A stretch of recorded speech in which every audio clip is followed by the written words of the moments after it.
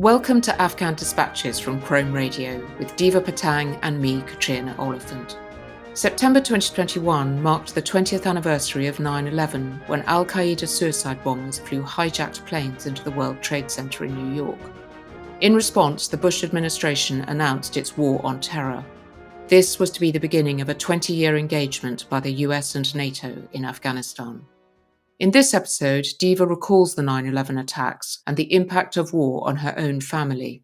She wonders if today's Taliban will be able to prove that they really have changed from the hardline Taliban of old. On 9/11, 2001, I was at home watching TV. I was in London with my family, and then suddenly a breaking news came. It was on BBC saying that America has been attacked. Initially, I thought it was a Hollywood movie because nobody could believe that something as such would happen in the daylight in America. Nobody in the family believed it until the news kept repeating. And then we start thinking maybe it has happened, why it has happened, who did it, why they did it. I remember speaking to the neighbors and to people around us in the area. Everybody was just shocked. At that time, Afghanistan was in war. Taliban were ruling Afghanistan. There was a lot of terrorist groups in Afghanistan. So there were a lot of questions because we could see on TV that there was a lot of talks about Taliban, Al-Qaeda, Pakistan, Osama bin Laden, and a lot of videos with these white and black Taliban flags. The Afghanistan flag is completely different. It has beautiful colors. It's black, red, and green. And then in white, a symbol with some script, a surah from Quran. The faces that I was seeing 20 years ago, they are exactly the same faces that we see today, and scarier than then, because 20 years ago, there was not that much of social media, not that much that we were aware of was happening. It was a very sad moment for all the family at that time, because we were already victims of war. And now that this has happened to America, they're also the victims of the war and these terrorist groups. I've seen war. I've heard how people scream when a tragedy happens. I heard the guns as a child. So I could feel what the people of the United States, what they're going through. There was a lot of talks about Afghanistan, that we need to remove the Taliban. The terrorist groups need to be eliminated. So we started to be very hopeful that one day we might be able to return back home and see all our family and friends again. We came to the United Kingdom in 1999 because of the war of Mujahideen in Afghanistan. A lot of my other family members, such as cousins and uncles, they're all back in Afghanistan. During the war, my two brothers got injured very badly. And this is when my family decided to leave Afghanistan. It was a very difficult decision. I was in my early teens when we arrived in the UK. I couldn't speak a word of English. It was very difficult for my family because my two brothers were injured and we became refugees in this country. We had very little means to live here, but we were hopeful that things would get better in Afghanistan and one day we would be able to return back. We going to study, we want to work, learn some skills, and maybe if things become better in Afghanistan, we would be able to go back and give our skills back to our people. A lot of people may have seen my outfit during Cricket World Cup and Shpagizas. I have always worn traditional Afghan clothes. Our Afghan traditional clothes, they're very beautiful, very colorful, and Afghans has a huge respect for Afghan clothes. Anywhere you go around Afghanistan, you will see these colorful clothes in people's houses, shops, cars, or wearing them. Now that the Taliban are ruling Afghanistan, they want to bring some restrictions to the country.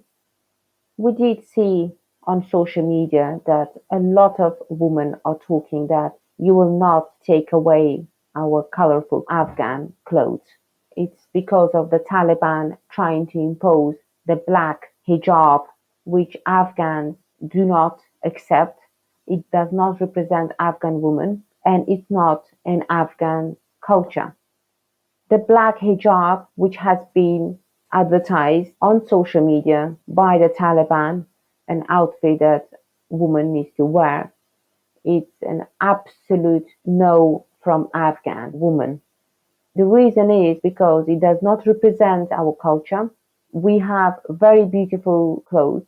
They are Islamic. They have been worn by Afghan women for hundreds of years. For the Taliban to come and try to impose this black bin bag, they will not succeed with that. Afghan women do not cover their faces. They wear very nice, colorful clothes with a lot of jewelry as well. We are very well known for our beautiful clothes and we're very, very proud of it. It's very upsetting to see the world talk how Afghan women should be dressing or what they should do and what they shouldn't do or what they can do or what they cannot do. And that is after 20 years of huge investment in Afghanistan. Afghan women are very, very strong.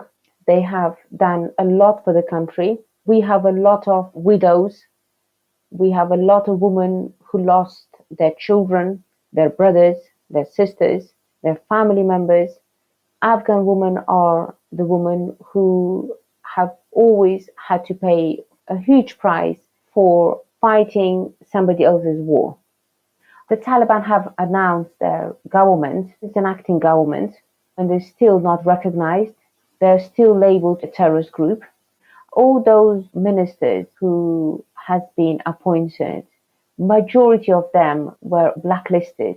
They have spent time in Guantanamo Bay. They were prisoners, and today they are in the cabinet. Most of them are religious people. They have religious titles, such as mullahs. The cabinet doesn't have even a single female. We know that it's an acting government, but just looking at the list doesn't give us huge hope. There were a lot of women coming out on the street and having a protest. We're not asking for anything which is against our religion, but if the Taliban continue to bring extremism to the country and then try to apply it on women of Afghanistan, this is when the Taliban will lose very badly. They will not be able to govern the whole country. There will be a lot of resistance from every corner of Afghanistan, and they will have a lot of difficulties. Because of the international sanction on Afghanistan, people are suffering from hunger. There is not much to eat in the country. There is shortage of health equipment. People are not returning to work because they're not getting their salary. Country is in huge difficulties. And it's also very important for the Taliban to have international recognition.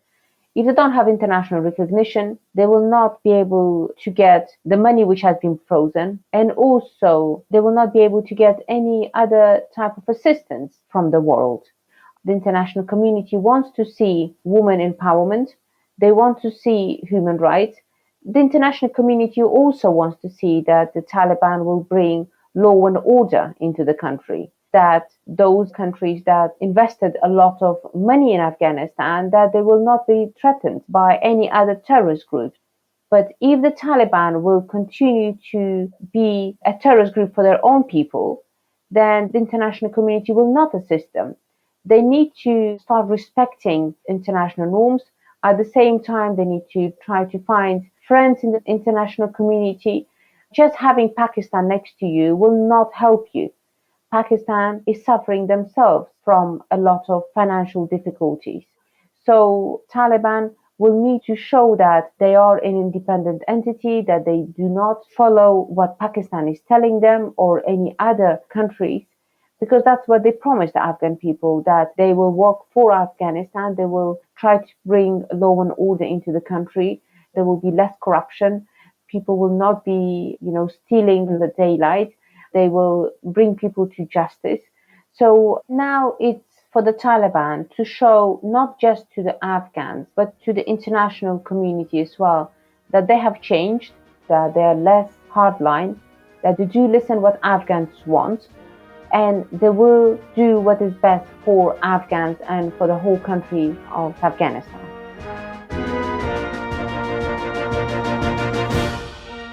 That was Diva Patang for Afghan Dispatches. We hope you'll join us next time. Until then, please do share this podcast on.